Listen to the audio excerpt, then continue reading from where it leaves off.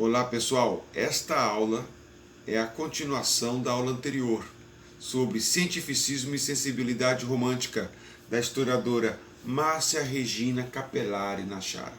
Antes de entrarmos na segunda parte de nossa aula, se inscreva no canal, deixe seu like, compartilhe nas suas páginas, nas suas redes sociais, nos seus grupos de WhatsApp e vamos para a aula. Roda a vinheta.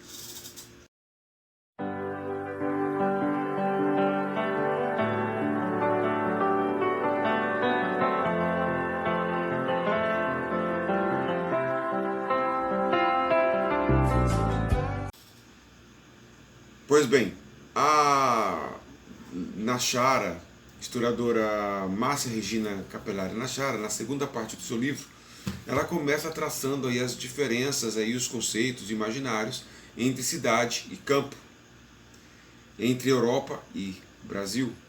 Então, o conceito, né, de cidade na Europa, devido às influências diretas aí do pensamento racionalista, iluminista, as cidades eram planejadas, não, claro que nem todas, né? Mas à medida que as sociedades europeias foram crescendo ali, verificou-se que cidades ali eram concebidas de forma racional, diferente do Brasil, onde as populações, ao se localizar, né, criar ali uma vila, e essa vila ia se transformando em cidade e iam se ampliando de acordo com as necessidades humanas. Ruas eram abertas de acordo com necessidades, né? Não era algo que vinha de um corpo de intelectuais, de políticos que planejavam ali a todo o espaço urbano. O espaço urbano aqui da América do Sul, em especial o Brasil, eram cidades criadas juntamente com a natureza não era que nem na Europa, que era colocada de fora, mas aqui no Brasil a natureza era internalizada no processo de crescimento das cidades. Ela vai entender também que cidade, no imaginário do século XIX, significa lugar de ordem, lugar de ordenamento jurídico, onde há disciplina, onde há trabalho, onde há civilização. Ao contrário disso, o campo é concebido no imaginário como um lugar de barbárie, um lugar de desordem. Mas o mesmo campo, ele também tem uma ambiguidade aí. Ao mesmo tempo que ele significa uma barbárie, ao mesmo tempo que ele significa um lugar de desordem, um lugar de pessoas indisciplinadas, selvagens, o campo também é concebido como um lugar de contato com a natureza, um lugar de pureza, um lugar puro que ainda não foi contaminado pelos males da civilização. Podemos notar aqui a influência direta do pensamento romântico.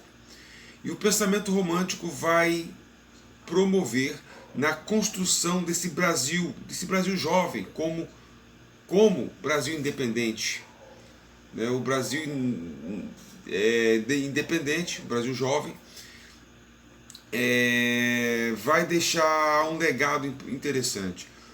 Justamente por conta do romantismo, do historicismo, da busca pelas origens, que um grupo de políticos intelectuais do Brasil vão se debruçar sobre o estudo da identidade brasileira. Observando que o Brasil é fruto de uma mestiçagem, onde tem uma cultura mestiça, temos legados aí que vêm dos índios, vêm dos africanos e vêm dos brancos, dos portugueses. Mas, diante desse mito de fundação, o que seria o brasileiro? Qual era a alma do brasileiro? Olhando para a Europa, esses intelectuais perceberam que na Europa ela desfrutava de um passado em comum, que era o passado medieval, embora cada civilização, cada país na Europa não fosse unânimes, havia especificidades, complexidades culturais, mas aqui no Brasil nós enquanto Brasil, não tinha um passado medieval. Então, esses intelectuais vão olhar, vão ver no índio o verdadeiro brasileiro. O pensamento sobre esta identidade brasileira vai estar refletido, em primeiro lugar, na literatura brasileira. Destaque-se aí alguns escritores, como José de Alencar, Gonçalves Dias, Couto de Magalhães. Destaca-se também um cidadão chamado Silvio Romero, grande pensador do romantismo brasileiro. E neste romantismo, nesta literatura, vão estar presentes ali o enaltecimento da geografia brasileira, da natureza e do índio. Não estou preciso aqui quanto à data, mas eu, jogando aqui por alto, eu penso ali que pode estar em torno de 1835, 1845 ali, o surgimento de um instituto, o Instituto Histórico Geográfico Brasileiro. Este instituto vai ser formado por jornalistas, intelectuais, historiadores e políticos que também vão preocupar em estudar a alma da identidade brasileira. Mas alguém pode perguntar, mas por que essa necessidade? O século XIX representa no mundo, em especial Europa e América do Norte e do Sul também, a formação dos Estados-nação. Você vai ver que ao longo do século XIX, a quantidade aí de países aqui da América do Sul que vão se tornando independentes da Espanha, você vai ver o próprio Estados Unidos, você vai ver a unificação alemã e outros países que vão se formando, né? É a formação dos Estados-nação. E isso, de certa forma, respinga aqui no lado do Brasil, em também essa necessidade de descobrir o que é o brasileiro, o que é o povo brasileiro, quais são os costumes do povo brasileiro, qual é a identidade real do povo brasileiro. E segundo Nachara, ela chega à conclusão que no século XIX entendeu-se que a identidade brasileira tem dois pés. O primeiro é o romantismo, que levou a esse estudo, né, em buscar no Brasil as suas origens, a sua alma, os seus costumes.